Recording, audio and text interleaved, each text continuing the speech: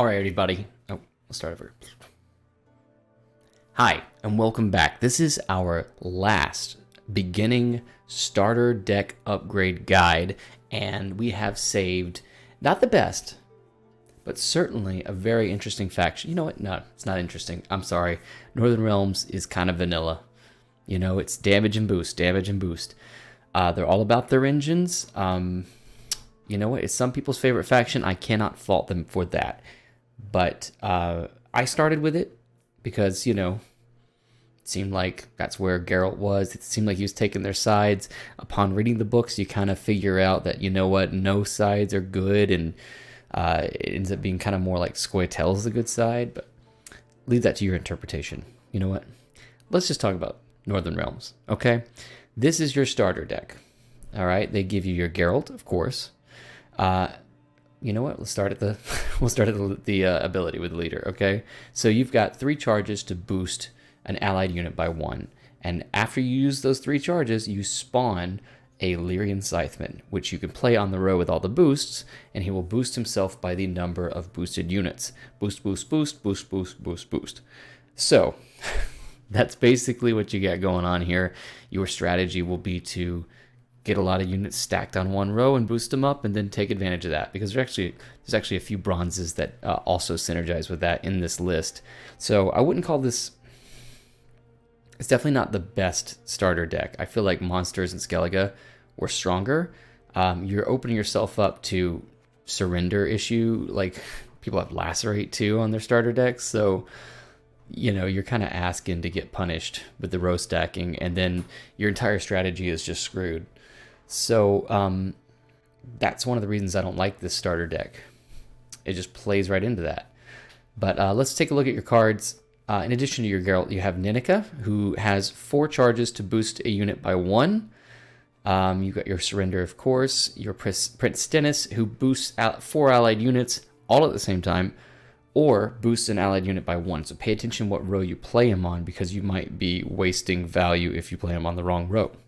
And a Stringer is an engine that boosts the allied unit to the right by 1 each turn, and if she is boosted herself, she'll boost the allies to either side, the adjacent units, by 1. So she's a great engine. Doesn't matter where you are in what rank, and a Stringer's always been a great engine, and you'll see her played. Dordogne, of course, you got your Lock. You've got your Ronvid, who comes down and boosts himself by 5, but his big deal is that later on in the game, when he's in the graveyard and you play a soldier, he comes out again. And he's only 1 point when he comes back out, but this can be useful for different reasons. In this particular list, you're hoping he comes out on your stacked row to create an extra unit to boost, because that's very useful, stacking that row. Let's see, Temerian Infantry is going to synergize like the Lyrian Scytheman, and it's going to take advantage of the boosted units on the row to create a number of damage that you can maybe use as removal. Definitely when I was kind of test running this basic list, I used it as removal effectively, but it also was awkward because, you know, you can't play him early, and you want to be able to play your bronzes early, but he takes a lot of setup. He's also a lot weaker than the Lyrian Scytheman, being that he's 1 point with his lower with his base power and 1 point higher in his provisions. So we're going to be removing him for the upgrade. You got your 2 Temerian Drummers, of course. These are a 1 point per turn engine that boosts the unit to the right every turn, and they're pretty much a staple of Northern Realms. You got your Lyrian Landsknecht. He's got Formation. Formation basically means if you put him on the back row, he boosts himself by 1, and if you put him on the front row, he gets Zeal, where he can use his order ability that turn. He doesn't have to wait. So his order ability is to damage a unit by 1, but if he's boosted, he can damage a unit by 3 and get full value. So potentially, you can play for a 7, but if it gets answered or removed or damaged, it will only play for a 4. So we don't see this one a lot either. It's just too much of a downside to it, and it's too expensive at 5. Carrick City Guard is an excellent card. It hits the board and it starts boosting itself by 1 each time. It's got Veil, so it can't be locked, but it is easily removed. Additionally, it has an order ability to move an enemy card. that can really come in handy, and in some decks it is absolutely essential. So we got our Redanian Elite, who comes down and boosts himself by 6. When he's exposed, he resets himself. Basically, not a lot of points for the downside, and overcosted with provisions. We'll get rid of that one as well. Your Trident Infantry will basically send a random damage ping over to the other side every time he gets boosted. Usually combined with Temerian Drummer. It's a very good, 2-point per turn engine with Temerian Drummer. So he gets 1 point per turn, Temerian Drummer gets 1 point. Basically, that's the way it works. Lyrian Scytheman we talked about, boosts himself by 1 for each boosted unit on a row. And Dun Banners, it's thinning, so you put it down, you boost it, the other Dun Banner comes out. Simple as that. Radiviz's Royal Guards has formation as well, so it goes back row, boosts itself, and then it gets the armor with its inspired ability when it gives a boost to the other unit. So it's really great protection. It's been a staple bronze card for Northern Realms since Iron Judgment, which was the expansion that it came out in about a year ago. So this guy's put in some work. And that's all of our cards in the starter deck. So let's take a look at the upgrade guide. So for the upgrades, of course, I've chosen 3 legendary cards to upgrade to. And we're basically kind of heading towards a strategy that has been new this season, with Pincer Maneuver getting a little bit of a buff this season. So our first card we're going to craft is Amphibious Assault, and that's obvious. Basically, it's one of the best cards in the game, and definitely the best Northern Realms card. It lets you pull a Northern Realms unit from your deck that's under 9 provisions, 9 or under, and if it's lower, it boosts that unit by 1 for each provision it is under 9. So basically, we usually pull bronzes out with this, and they come out nice and tall and get a lot of value. It's also an echo card, which means it comes back to the top of your deck at the next turn if it hasn't been banished by the opponent. So the fact that you get to thin your deck twice and pull out good, basically make a bad card good with this is just an awesome card.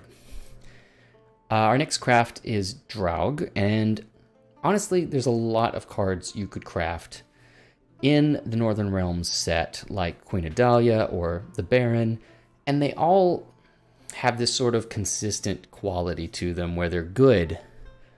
But to come up with a legendary card that you could craft that's been good for a long time and could also synergize in a deck that was kind of similar to your starter deck, I decided on Draug because there is a meta list right now that utilizes Draug really well that I think will do very, very well in the lower ranks. So as you're climbing, not only will you have this great card to play with, it should still have good value and be a good card later as you progress through the game. Next we have Erland of Larvik. Erland has been good since the moment he was released last December into the Gwent space. Erland boosts... Okay, we didn't talk about what Draug does, but I'll go back. He boosts all the units in your deck by 1. If you have Adrenaline 3, which means 3 cards in your hand or less, that's what Adrenaline is talking about, how many cards are in your hand, it gains immunity. So the next turn, you've got an order ability, and you can remove all the boosts from the units in your deck, and then boost yourself by that amount. We'll talk about how that kind of works in the general strategy of the deck. So Draug. When you play Draug, you play him on a row with a bunch of humans, and he transforms every human on that row into Kedwini Revenants. Now, Kedwini Revenant is a great engine that damages any unit, not just the opponents, but your units as well, if you want. And there's a reason you might want that. And if it gets a death blow, it creates another Kedwini Revenant, and on. They're insane. Okay? So, with these 3 cards, we're going to take a look at what we have in the deck that's new. We're going to keep Nenica. We're going to keep Stennis. We're going to keep Anna. Actually, can we keep Dorgray, Ronvid, the drummers, the city guards, the banners, and the royal guards. We have reinforcements in, but I consider this kind of a flex spot where you could instead put something else in. I just didn't have anything in that kind of provision range that I really liked. What it will do is give you another decent bronze.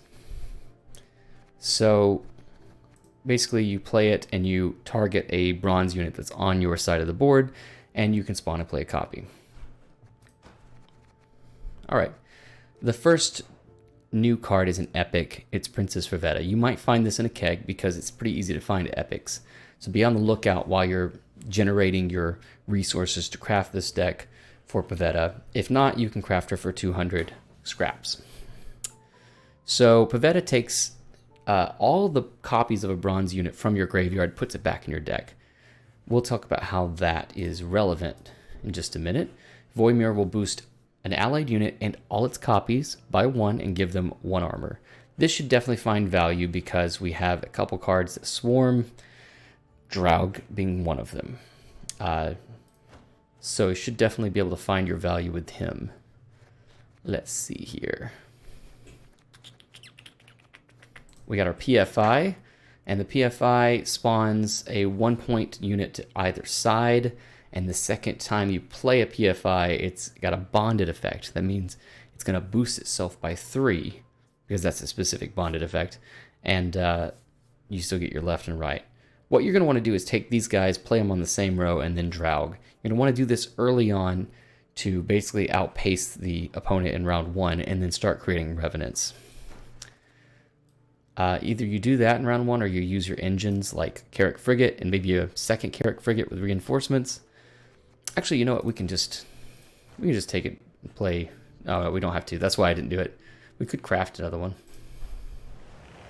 No, don't have the scraps. Or do I? Aha. Let's see this. This is how you craft if you haven't figured it out.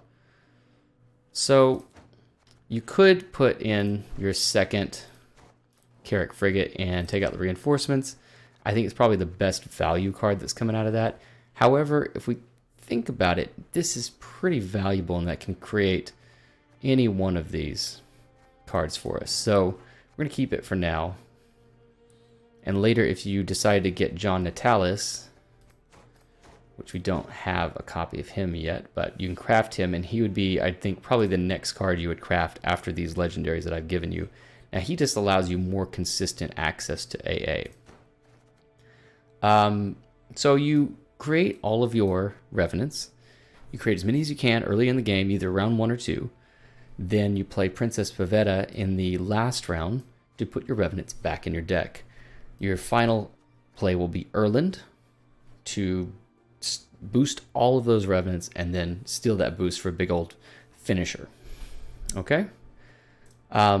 We've switched our leader ability to draw a Northern Realms, this pincer maneuver. Draw a Northern Realms card of your choice, then shuffle a card from your hand back into the deck, and you spawn 2 volunteers, 1 each time you do it, and they're 2 points each. So this leader basically plays for 4 points total on the board. But the bonus is that you find your cards that you need every time, which is pretty big. The final version of this deck also uses a card. Let's see, King Foltest. Well, let's just do 11 plus. Easy to find King Foltest. So Foltest is he's this engine that creates a copy of a bronze unit that gets boosted first each turn. I mean, so each turn, and he'll boost the unit to the right himself. So each turn he can boost like a Dun Banner or something else, and he'll put it in your deck. All right. This has great Erland synergy as well, so I definitely would consider King Foltest for your next craft, possibly. I mean, the problem with him is that he doesn't fit into a lot of other Northern Realms decks, but then again, there's really not a lot of other Northern Realms decks out there at the moment, so he may be a good choice for you to craft if you're really excited about Northern Realms. So this is our deck. Let's go into battle, see how we do. Okay, we're up against an imprisonment list. Alright, we have blue coin. We don't have any of our key pieces in hand, or the AA. So let's see. Oh, that's good. We gotta draw that. That's nice. I think we get rid of that. Good for this.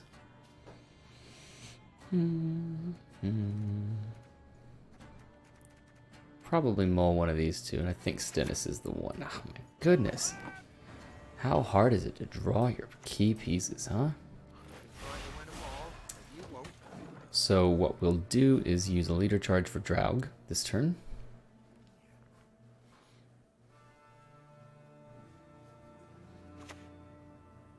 Oh, jeez. Come on, dude.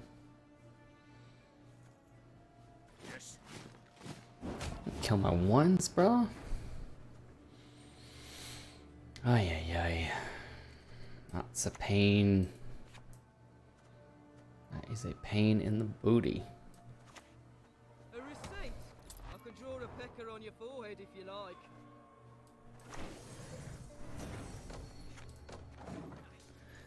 I don't think he'll kill that immediately, so hopefully get lucky with a ping here. We can move this back and then proceed with the plan. Or perhaps not. I mean, maybe we just throw down a few more cards and go.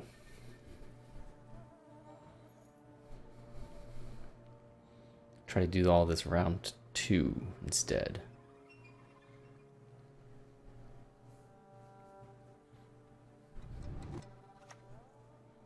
A rushing that. Okay.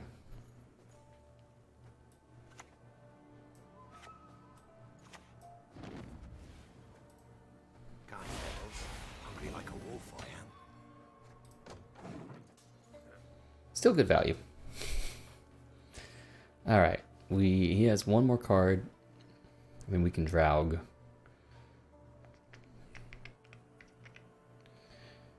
The problem is if he passes, I got to decide if.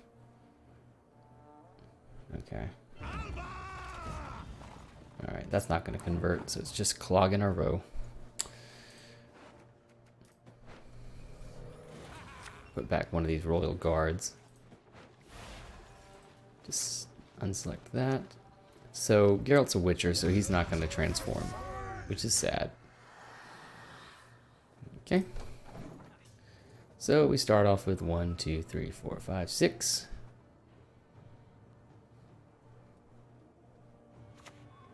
Okay. Uma's Curse, for a little bit of fun, I guess. See, this is only going to be good for him if he puts his assimilate engines down first. Okay.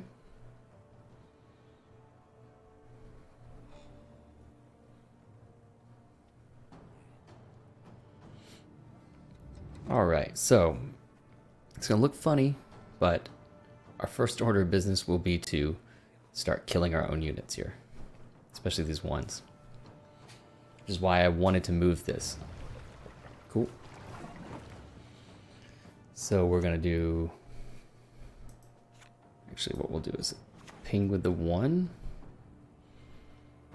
Sure.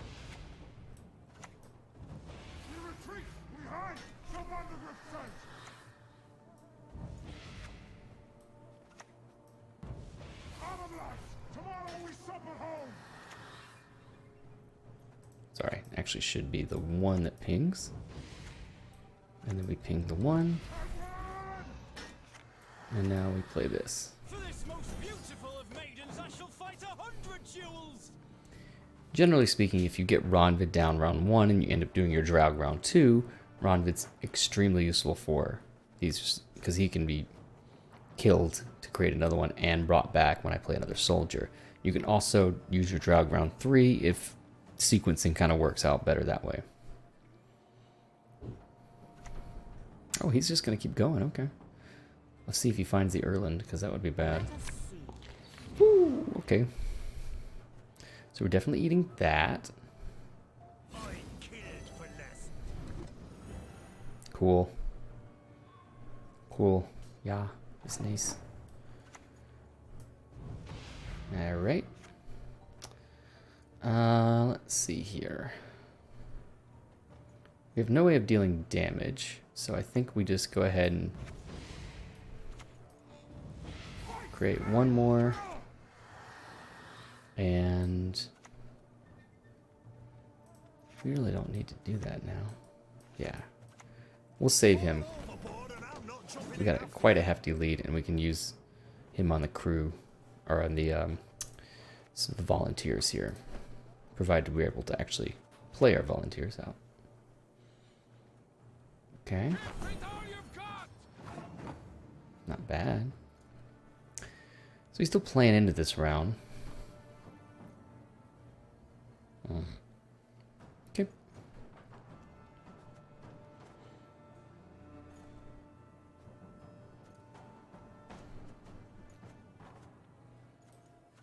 I think we go ahead for this.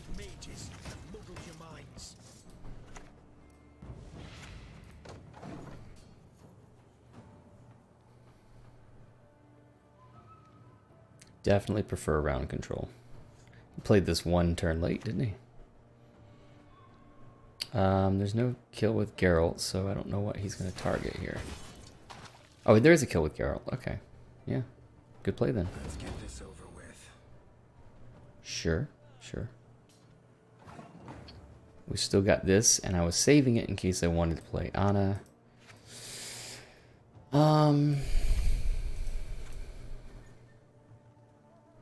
I don't know about that.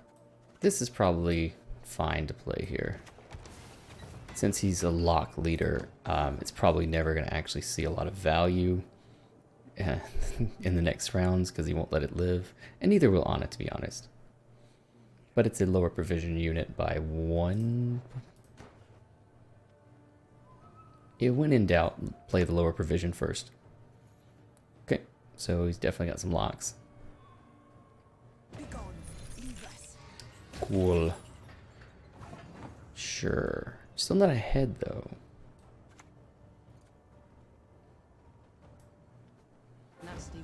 Just go ahead and take this for 8 points.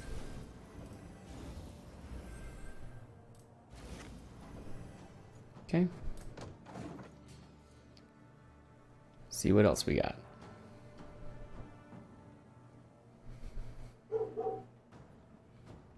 So the opponent's really developed a fairly interesting deck. Not sure what his strategy, well, this was from Uma, but yeah, obviously wanting to play a lot of locks, controlling the opponent's side, so normally Northern Realms would be a great matchup for him. We'll see. With Uma, we know he's not Devotion, so we don't know if we need to worry about a Geralt, so we probably want to keep Last Say, so he can't kill our Erland or reset him.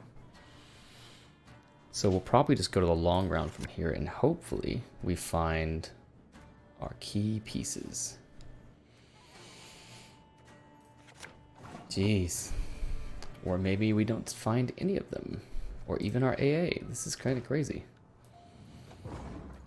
Okay.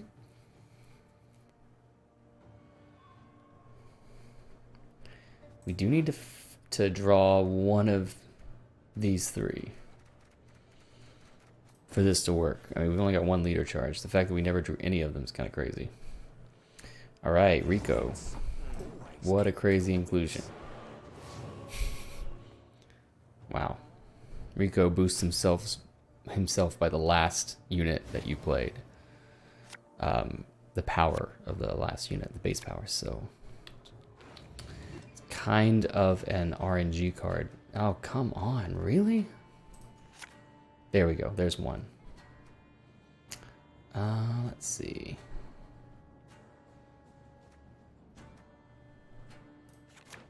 Jeez. So, Pavetta is an 8-point card, so if we pulled AA with this, we do get an extra point playing it that way. Let's see here. Do you still have a lock up here? That's fine.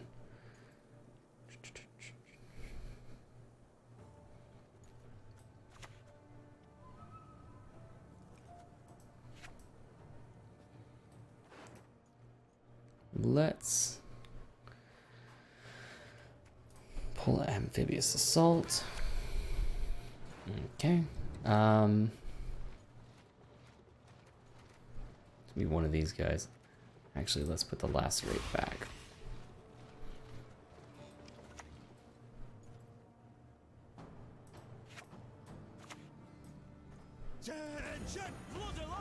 See, there's our Ronvid coming out. That's nice value. Little carryover.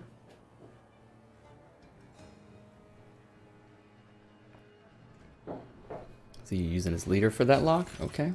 Not sure that's worth it, but okay. Good thing we kept this. Sure.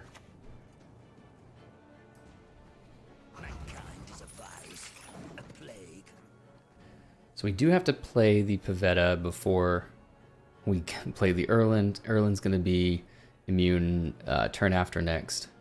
So we play him anytime after that. We want to get engines down, but sequencing has been a little bit rough here.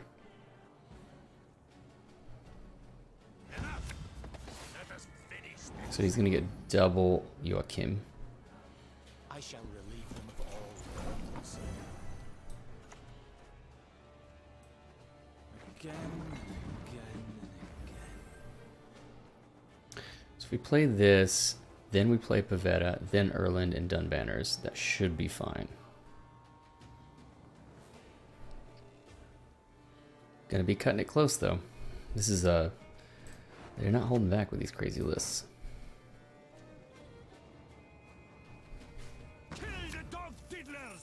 My goodness, what is this?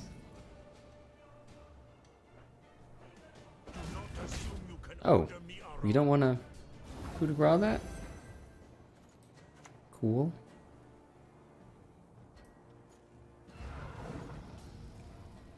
Alright, getting some points there. Hopefully no locks are remaining. So yeah, locking that didn't do much for him.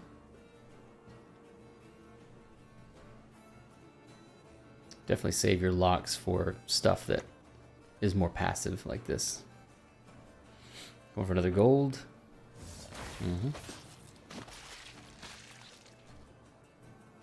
Got a Pavetta this turn. Okay. 1 point, so that plays for 4 minus 2. 2-point play. Keep seeing some of that, please.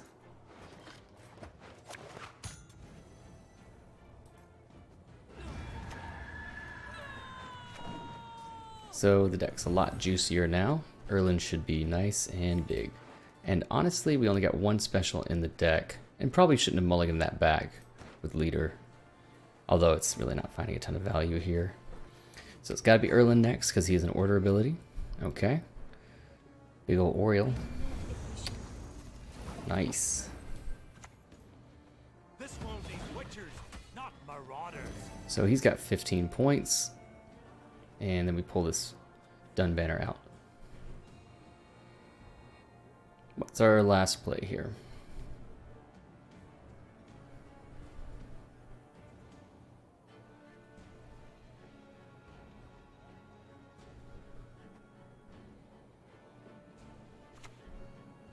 Interesting.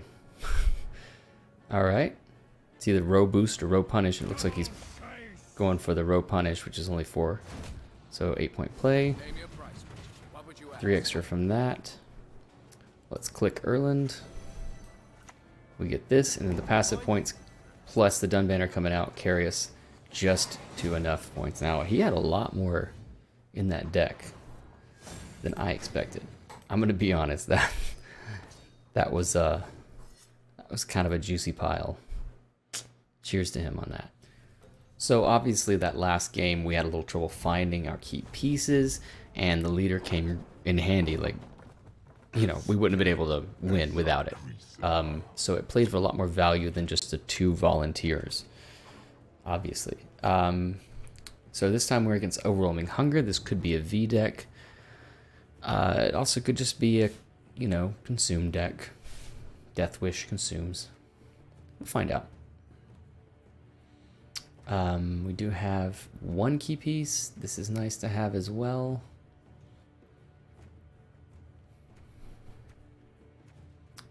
Let's see here. I think the lock's probably pretty good. There's another key piece. I don't know if we want to keep both of these in hand. And there's the other key piece. Wow, okay. It's the complete opposite, where we actually just find everything right off the bat, as opposed to not being able to find anything. Okay. Cool. So we're going to start with this.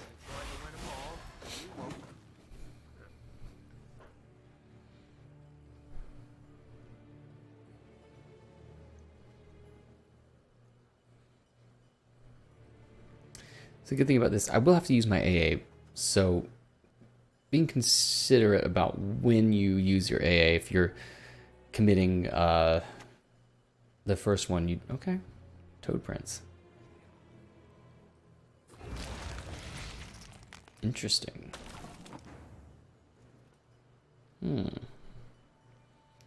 That does reduce the amount of, that's a cool premium. All right. That does reduce the amount of humans we have on the board. We do also miss out on the 3 points of bonded, but I think we're okay. We'll probably still slam the Draug. We may even use pincer maneuver to put another human on the board and put something else in our hand that we want.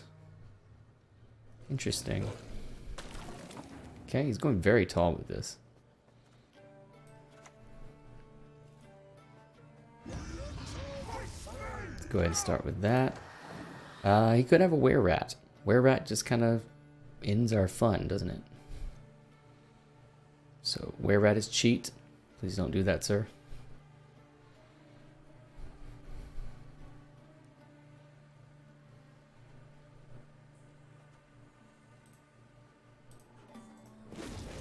Look at that nasty little guy. I just wanted to take a closer look. That's fun. Cool. All right. So, let's see. I'm going to ping there. Ping there. Ping here. And ping here. And ping here. And then we will, let's see, do this. So he can consume next turn, he'll get a boost from that. Some premiums here, that's pretty cool. Either got lucky or he's like really into monsters and wants a premium deck with monsters. That's pretty cool.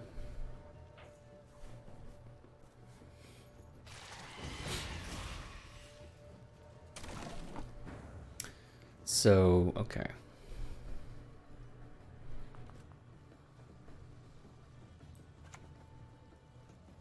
I think we take both pings on our ones here.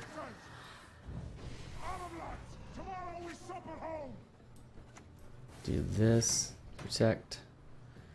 And I think we're going to just kind of punish him for being tall. And since we're on 5 cards, that's going to be real awkward for him. So that's a really excellent Geralt.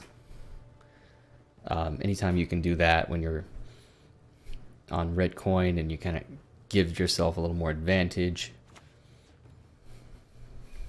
Maybe win on even here. Great. Okay. It's too bad we don't have 1 point of damage. Yeah. So damage cards would be a pretty good consideration for this deck as well, I'd say.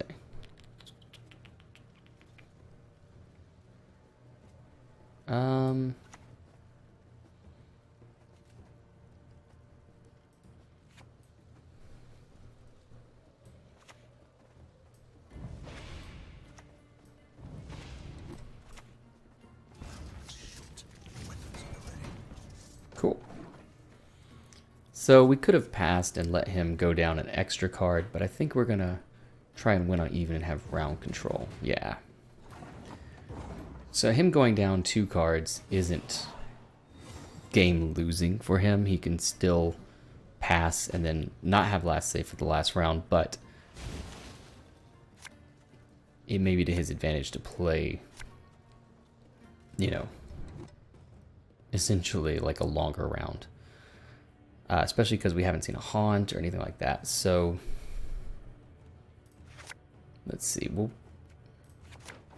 Okay. I'm going to play a Carrick Frigate, I believe. Wait. Okay, let's do this.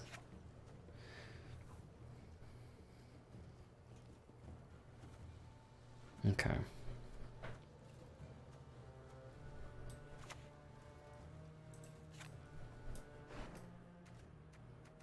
Since we've drawn all of our pieces of this little puzzle, let's just do this. Put one of these back.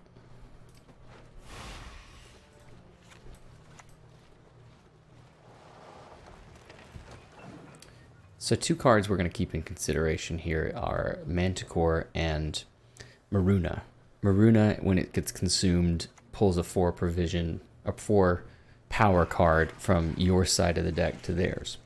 And Manticore kills the lowest unit on your side. So this protects us from Manticore for sure, and it gives us a 50-50 chance of not getting our card stolen by Maruna. Let's say probably we pull an engine.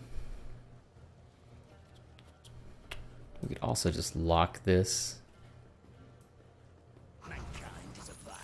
Kind of slow them down a little bit here. Basically, when you win on even, you have what's kind of referred to as a free bleed. Basically, even if they get ahead of us, we're able to still get last say because we won on even cards in round 1. Okay, so he may consume this and he has a 1 in 3 chance. Oh, wins the high roll on that. Okay, so even though he gets ahead of us, we still can have last say. So it's just good to get like leader charges out. And do this for carryover. And probably just dump a couple other cards, shorten around a little bit. Because we are actually slamming a ton of points in 1 round. Alright, we're playing some meme cards.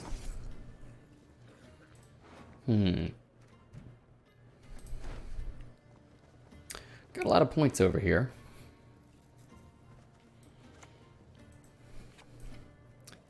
Kind of too late. I don't want to spin the AA, so...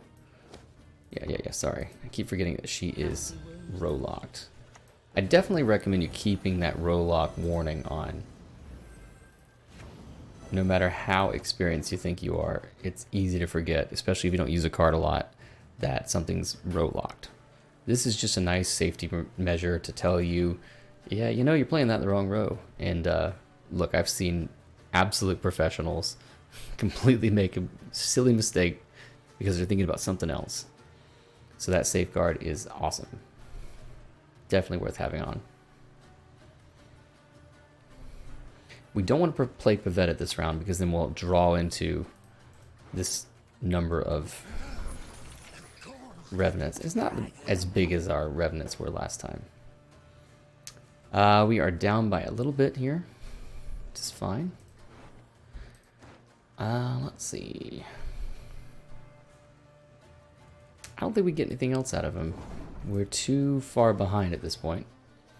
He was good to get ahead. I was smart to get ahead. I don't know if he needed to spend that second leader charge on the boat. That doesn't check out for me. Also, I think he could have clicked it, possibly. I'm not sure if he wasted 2 points there by eating it immediately for some reason.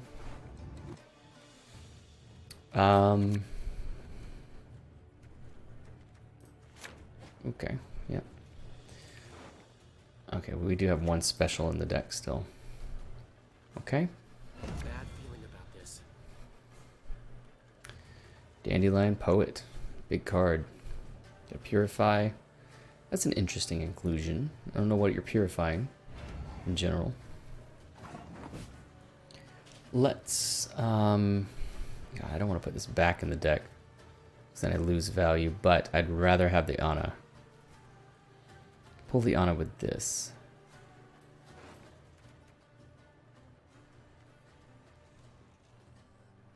Let's do this. Okay.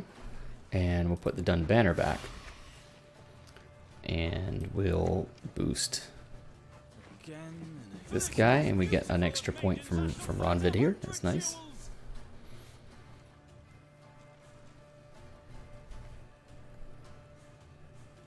So, Erland obviously needs to be next to last, so we are able to play this next, which is great. Set up the engine.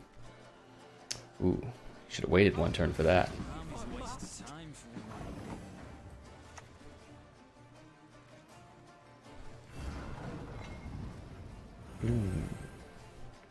Now, there is an order in which things happen, and it's like left to right in terms of preference, and then front to back. Okay, pretty smart, killing that engine.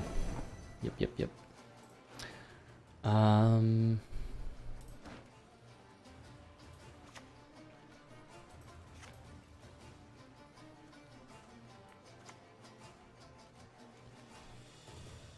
Let's Pavetta here. Okay, 18 cards in deck. Only one's a special, so we got a 17-point Erland. This is going to be big. Big. So I don't think, even though this is kind of crap right now, I think we still end up playing. Oh my god. Well, this is playing for huge value right now, the likes of which you've never seen. Incredible Lacerate. You don't know what a Chort is. It basically turns into a 10-point beast if you get to use its unit. Now, I missed something here, didn't I? If you ever miss something, you can kind of go back and look. Okay, he just reset this volunteer. No big deal. So we absolutely have to use our Erland now. And we're boosting him, and he can't be directly affected or locked because he's got immunity. And so opponent has a bricked Geralt. Excellent. So we click. We have a massive Erland. And we're going to pull out Dun Banners. They come out as 8s, as an 8, and then boom. So we win by only 17. Disappointing, right? A little better than the last one. Interesting deck. That was definitely some kind of pile. Okay, so we've seen an instance where our leader was super useful and our leader was not as useful, but we still made good use of it. Okay, we have an in our matchup, and they have mobilization, which creates a copy of a bronze soldier and boosts it by what, 3? Yeah. So this should be interesting, and they may be running Draug as well. Could be interesting. This could come in handy. Definitely don't want that. Okay. We may use. Do we want to use leader for that? I don't know. I don't think so. We have one of the 3 key pieces here, and we've got a mantlet on the other side of the board. Mantlet styles.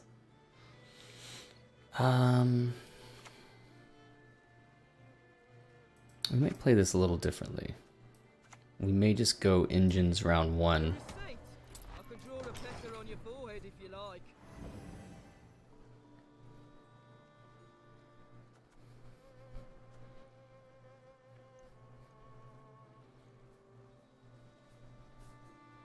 We are red coin, so we're not pressured as much to get ahead, stay ahead, win, blah, blah, blah. Okay.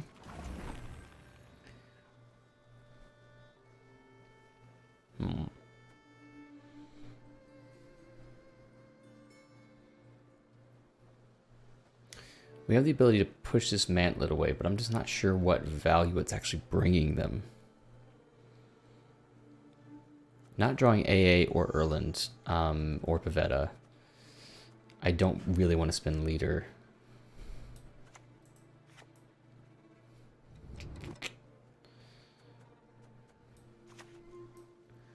Left, right, left, right. Okay.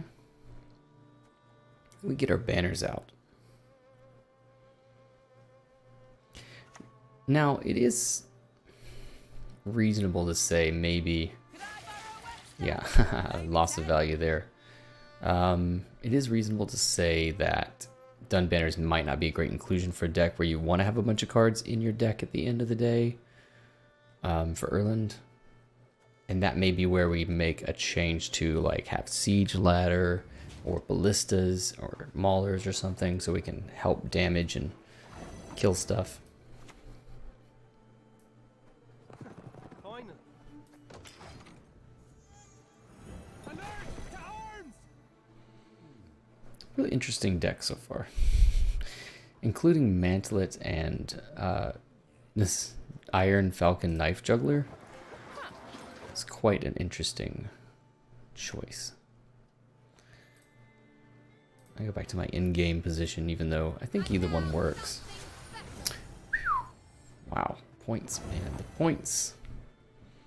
Can't argue with those points.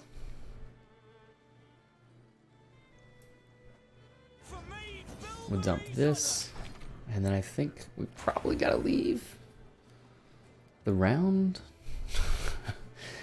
Maybe.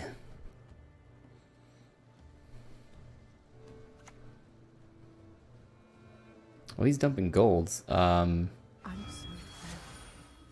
Really interesting build so far. Let's see. That's a lot of points. Yeah. Sure.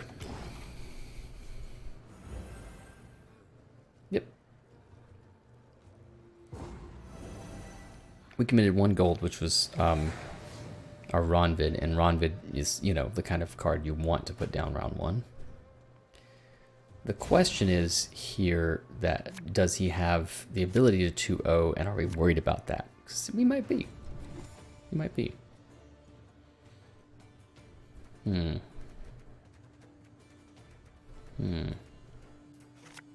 Pavetta in hand, good. Lose the lacerate. Oh my god. Nice. Swarmy time.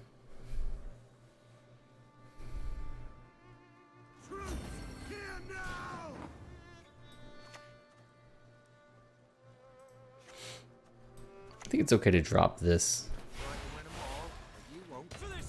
Good, I'm glad that landed back row. If he gets converted with Draug, then he doesn't come back later. Price you gotta pay sometimes.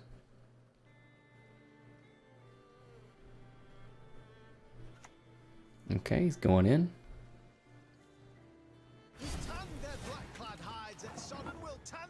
So we don't really run any control.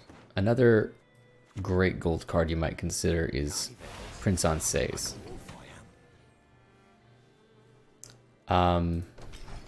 He may also be running. Okay, he's running Archer. Alright, that's fine. Yikes. So many of them, I'd have to aim to miss. So he's gonna be killing our 1s.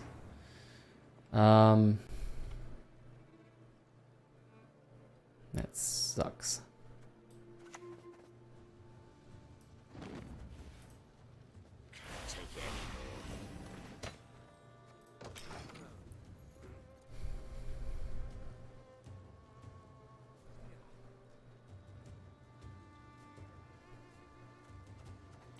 We do have another City Guard in the deck, which would let us... Oh my god. Well, it's a late Visigoda at least. This was what I was worried about more than these guys. Okay.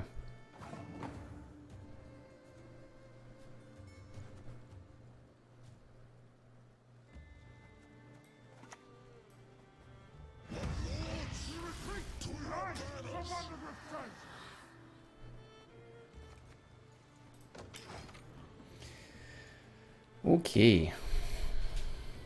No control against Visigoda. Feels bad.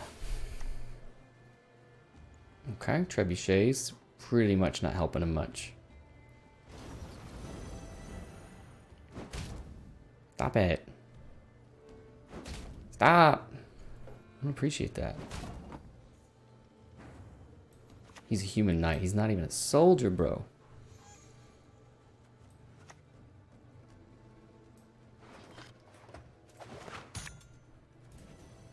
Paying gold. Blood alone can my maid's honor unbesmirch.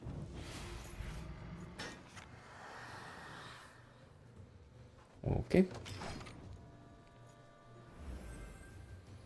So this guy's going to let us move that defender, and if we keep all three, which I don't know if we will, but if we could keep all three, we can move defender and kill Visigoda. At the moment, I need to stop it. Because he's a much bigger threat than these archers at the moment. Sure.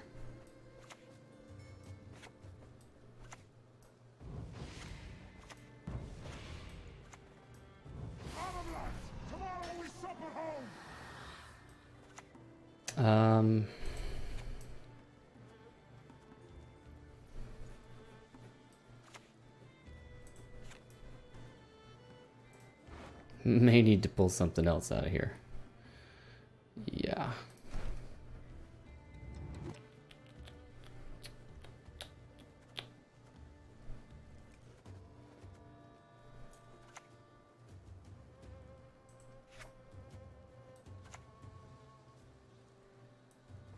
You stand before royal majesty.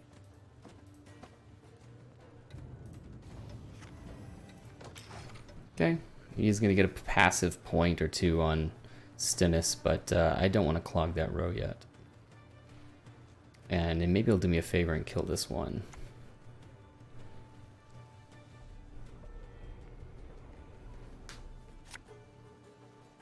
Jeez Louise. Kind of going all in here, aren't we?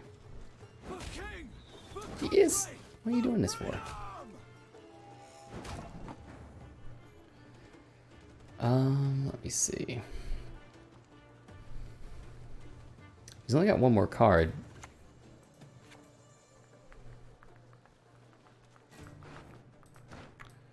So when I do this, we actually should get the Rondred back. Yeah. So he probably should have waited till round 3 for this whole combo. We'll see what his last card is.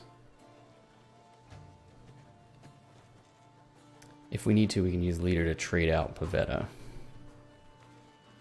Another reason not to clog the front row. Okay. Cool.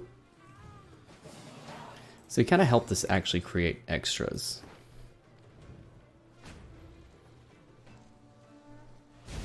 By giving us space, essentially. Killing some of the weaker ones. Alright, we've got leader for Erland. I don't think we mind the boat being here. We'll keep that, I guess. We've got to use leader for Erland. I think we got to get rid of that. It's just not going to play for value. Let's do... I don't think it matters what row. Let's do this. So this is a proactive option, really. I mean, the drummer doesn't work like that. You can't just put it down. So it's good to... Okay. So Nathaniel Pastodi puts bleeding on a unit every time that he's boosted. So he's actually pretty slow here.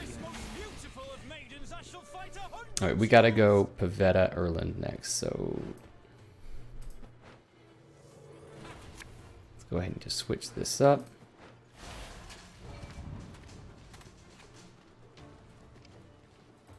Yep.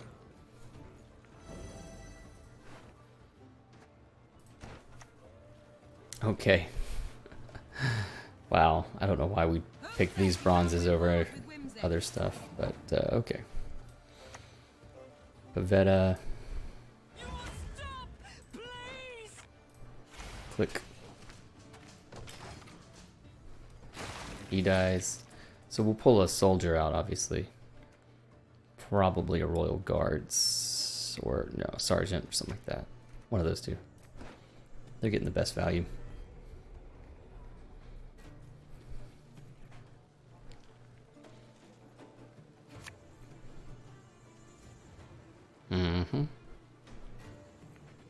So it's just too slow. It's just not going to work while I'm slamming points. This world needs witchers, not marauders. We're going to use this last one, but we're not going to.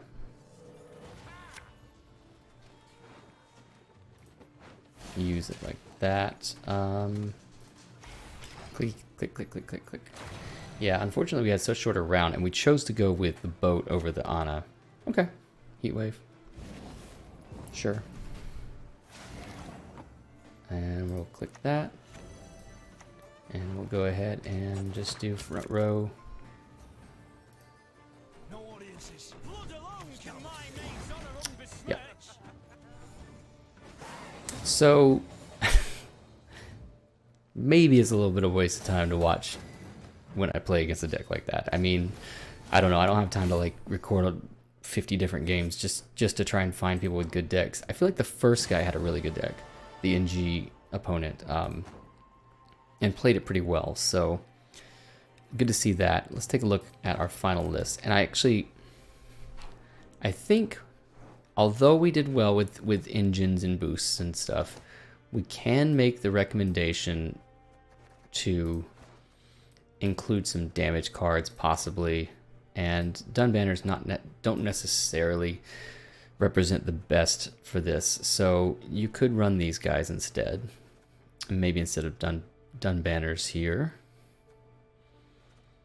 You could also consider a boiling oil. There were times, certainly, although we don't have a boiling oil. There were times, certainly, when, and I'm in the wrong camera, when this would have come in handy. This is just 5-point removal, and sometimes this Purify comes into play, very rarely, but sometimes. We did not see the Lacerate find any, wait, that's not true. We killed that prize running cow with Lacerate. If we didn't have that Lacerate, it would have been 10 points on the board. Pretty crazy. So, this is not anywhere near an optimal build of this list or this strategy in particular. There is a meta list that TLG puts out every month, and on that there is a pincer maneuver deck that you can download, and it's got the upgrades you'll want to go to next. And we may even make a video of that list just for fun to show you, the next level. So for now, that's it for this pincer maneuver deck. I hope you enjoyed. I think it's a fun list to play. It's got a lot of cool synergies, and it's really fun when you get that Erland down round 3 and they can't do anything about it. Especially if you got last say, you just click. There's all your points. Uninteractive points are a thing in this game, and they're a good thing. So, all right.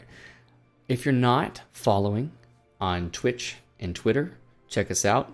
Zach of Rivia is the name. Just Google it. I'll leave links in the description. You can check out my other beginner guide videos that we've made so far. After this, we will start to make more intermediate or advanced deck guides, stuff that I might play in pro rank. Let's see what else. Like and subscribe this video. That's always helpful. We're trying to build this channel a little bit, help out people who are just starting. I know when I was just starting, I had no clue about any of this. So if I had found these videos, it would have been very helpful for me, and that's the idea. So I'm hoping it's helpful for you. If so, let me know in the comments, and let me know if there's anything in particular you'd like to see. We've had a request for a Koshi deck after we've played 2 monsters lists, going from starter deck to enhanced starter with the Thrive list, and now going to a Koshi. I don't know. People pronounce it different ways. I don't have an official pronunciation, but Koshi with Thrive. So we'll probably put out that video pretty soon here as well. In about 3 days, Gwent has an expansion coming out with 20-something cards, and that's going to change the meta a little bit. But what I've found is that the the bottom tiers, or like starting out, your actual experience won't change a ton based on expansions. We will see new cards. There's not any in this that are from the leader drops that they did in February, but Erland is a card from the last expansion that came out in December. So we get some small changes. So if there's anything big to change about the beginner deck, I'll do another video for you. So for right now, I'll sign off. Thank you for watching, and we'll see you next time.